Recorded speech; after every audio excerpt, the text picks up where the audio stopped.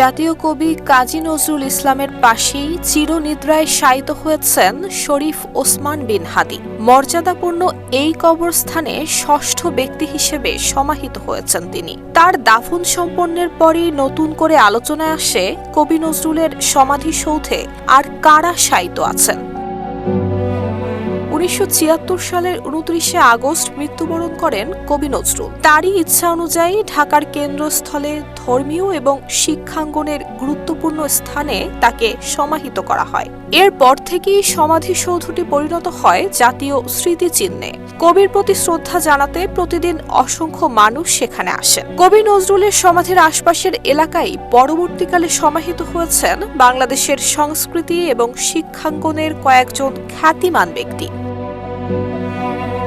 তাদের মধ্যে উল্লেখযোগ্য হলেন শিল্পাচার্য জয়নুল আবেদিন, যিনি কিনা বাংলাদেশের আধুনিক চিত্রকলার পথিকৃৎ হিসেবে পরিচিত। এছাড়াও সেখানে সমাহিত আছেন প্রখ্যাত শিল্পী এবং জাতীয় পতাকার নকশাকার কামরুল হাসান। মুক্তিযুদ্ধ এবং পরবর্তী সময়ে তার শিল্পকর্ম জাতীয় চেতনা গঠনে গুরুত্বপূর্ণ ভূমিকা রেখেছে।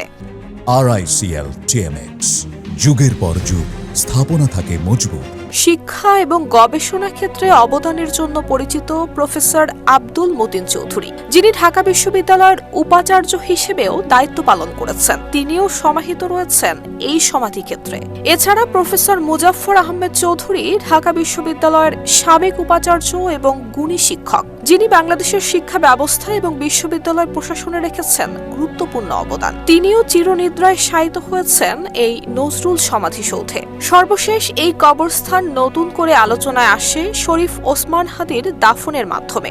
পরিবার এবং সংশ্লিষ্ট কর্তৃপক্ষের সিদ্ধান্তে নজরুলের সমাধির পাশেই তার চিরনিদ্রার ঠিকানা হয়। আর তার দাফনের পর আবারও সামনে আসে নজরুল সমাধিসৌধের ঐতিহাসিক এবং প্রতীকী গুরুত্ব।